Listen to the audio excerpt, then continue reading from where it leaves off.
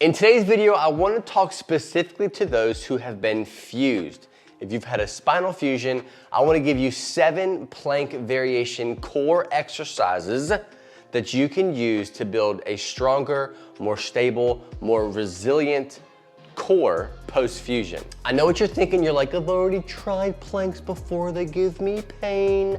I know. I want you to try these variations, modify them. I'm gonna give you some tips and pointers and some strategies around them that you can use for your own specific situation.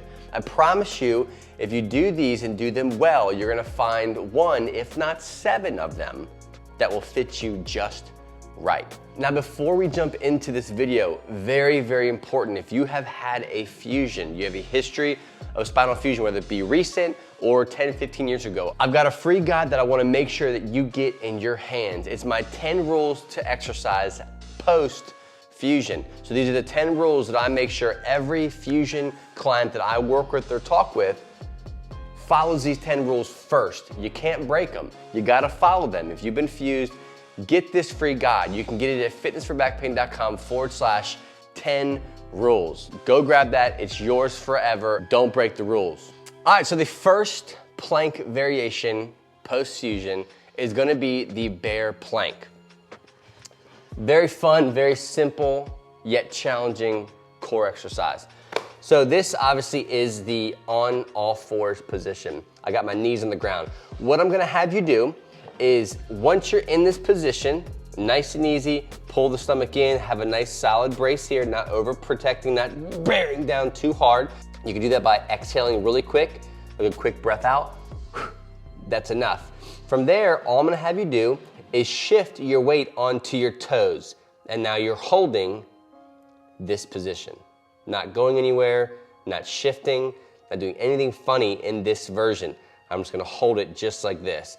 Now, what you're thinking about doing while doing this is bringing your hands and your toes together in the middle. You don't see me doing this, but it's almost like I'm trying to go like this. Contract like that. I'll show you one more time before we move on.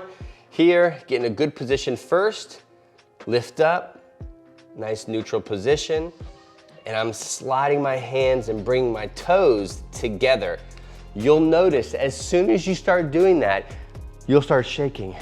Totally fine, it's working. One thing I will say with the bear plank is holding for the specific time. So you can start at 35 seconds, you can work up, find a place that you feel comfortable, that you're not overdoing it, over pushing it to the point where you're in pain or you're feeling tension. Go nice and easy, stay below that pain threshold, and pick a time that works best for you. All right, so the second plank variation is very similar to number 1. It's the bear crawl. So I know what you're thinking, oh, the bear crawl is scary and it's gonna hurt me. No, we're not doing that kind of bear crawl. Very similar to the first one, but we're gonna add in a little bit of extra pizzazz to it. Watch. So, in position, good comfortable position, lats are engaged, trunks engaged. Quick breath out, I'm gonna go up. From here, what I'm gonna do is the crawling aspect to this is I'm gonna lift my left hand and move my right foot forward as if I'm gonna try to start crawling. So essentially the ugly way is this.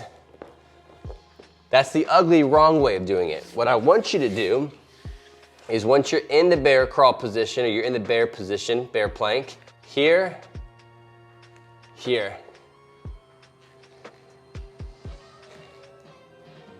And you're gonna move across the floor nice and slow. Okay? So the key thing that you wanna look for is what you're not doing is shifting. So if I'm moving, I'm shifting my weight or I'm going back and forth too much like this. You wanna keep yourself nice and rigid. So if you were to see me coming at you straight on, you don't see a lot of side to side swinging.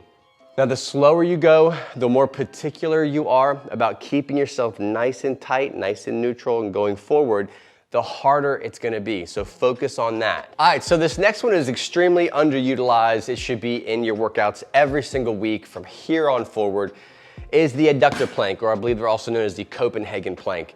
Very dominant internal thigh, right? You're talking about the adductors, everything that belong in here, the goodness in here is what we're working. Now, the key with this exercise is the setup and making sure that you're getting in and out of the exercise safely. If you've been fused, you know what's kind of going on. You know what limitations you have based on what size of your fusion, okay? So what you have to think about is how much movement is going on in this place here while you're getting set up. I always recommend trying to maintain a good neutral position. I can be in neutral, my spine can be in a good position here, it can be in a good position here, and it can be a good position here. What I want you to not do is we're slouching like this as we're resting, taking our break, sipping our drinks, whatever we're doing at the gym. So the adductor plank is, I would suggest you start as close as possible at first.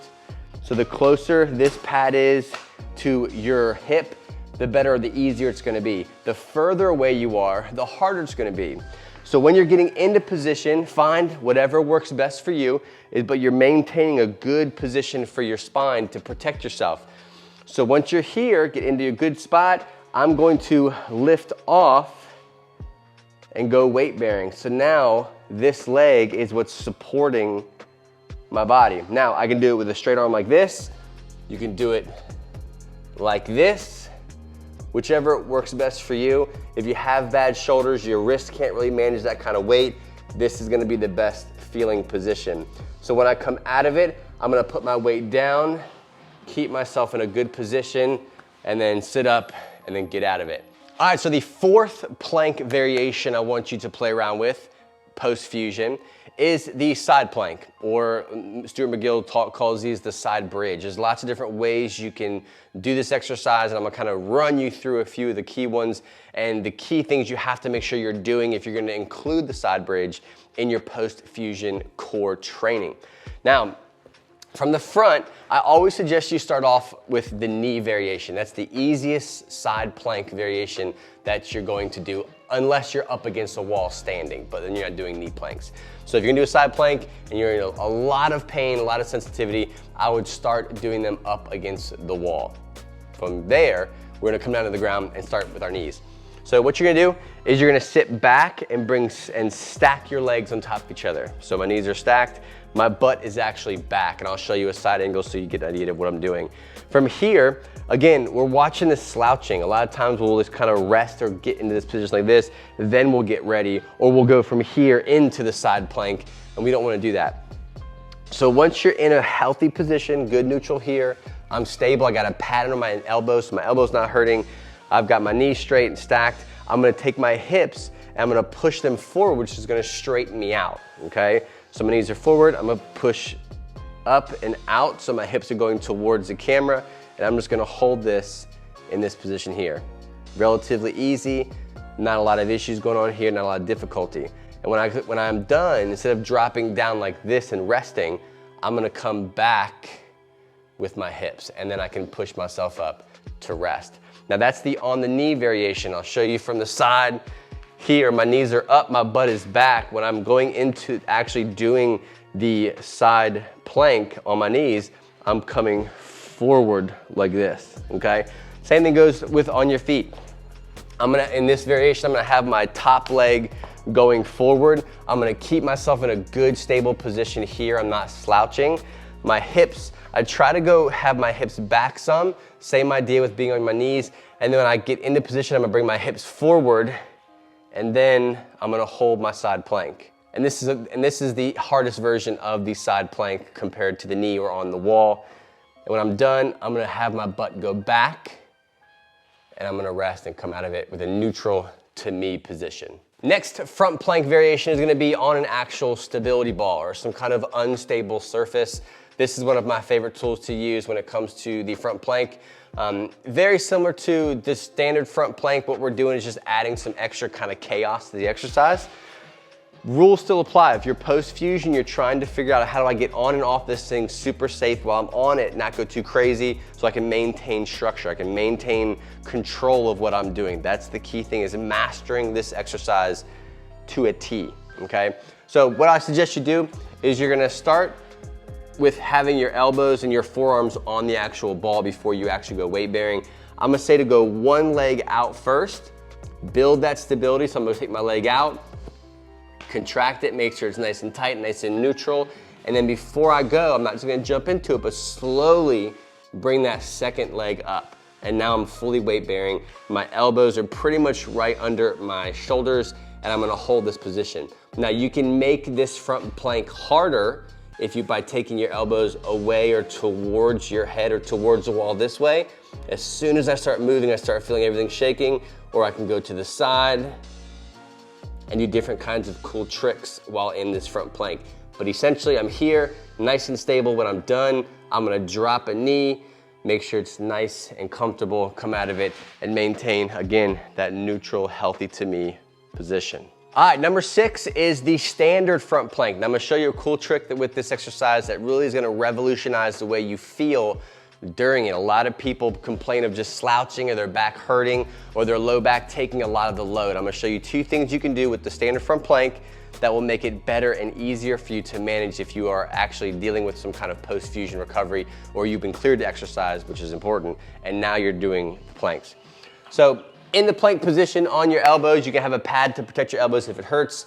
I'm gonna get into position by starting from the top, okay? So I'm gonna come down, one leg goes out, one arm goes down here, and before I get going, I'm gonna keep myself nice and tight and then go weight bearing. Now here's where the 2 tricks come in. The first trick is a lot of times we try to guess what's straight, right? We're here, we're like, this feels straight to me. You can't see anything, I don't have a mirror in front of me. I don't know what's right and what's wrong, but odds are you could be slouching. You could be slouching enough for your specific fusion situation where now it's causing you pain. So you have to adjust. One thing is to bring your butt up. I know it might not feel great. It might feel that you're sitting like this, but odds are you're not. And if you have to get a mirror, but keep yourself into a slight flexion so you have more control over what position your spine is in, especially if you've been fused. The second trick to the front plank is what you're doing. Similar to the bear plank, you wanna have your elbows and your toes coming together as if you're trying to do this massive crunch like this, but obviously the floor is gonna keep you from actually coming together. So I'm in position, I go weight bearing, and I'm bringing my elbows towards my toes and my toes towards my elbows, and I'm gonna hold this position. As soon as you do that, you're gonna feel all the focus here on that front part in your abs. You'll be shaking, you'll be struggling to keep it. But this is a great place to start. Those 2 things you've got to make sure you're doing if you're doing the front plank. The 7th and last plank variations that are safe for fusions is the front plank shoulder touches. These are one of my favorite endurance type of exercises. Really focuses on keeping everything tight, controlled, in a good position. Similar to the normal front plank, you're gonna get into a straight arm front plank position. So I will start in this position here. My arms are out. I'm gonna take one leg out straight. When I'm ready, nice and braced, I'll go here, make sure I feel good. I'm gonna take my feet and go a little bit wider. The wider they are, the easier the exercise. The closer they are, the harder the exercise. So I'll pick a width that feels good for me, and I'm gonna slowly take one arm off, touch the opposite shoulder, come back down, shift, and switch. So I'm going back and forth. What you don't wanna do is this, because what happens is, if you can see me, if you watch my hip, you start to get into this habit of switching where you're getting this rotation part in your spine, and we want to keep away from that. Master, fine tune everything and master each movement to fit you and find out why it could be causing some discomfort. A lot of times it's just recklessness, it's just carelessness during the exercise. So get in position, take one arm off, touch. Before your hip switches, slowly, because all the focus should be in keeping your neutral spine. Everything is nice and tight, contracted, stable. I'm breathing, and I'm going back and forth, nice and even. So what do you think? 7 plank variations. I know there's at least 4 in there that you can do. I'm excited to hear about your experience with one of the 7 of these exercises. If you have a favorite, let me know in the comment section below. If one of them did not agree with you for some reason, let me know in the comment section below. I'd love to kind of help you navigate what you might be doing wrong.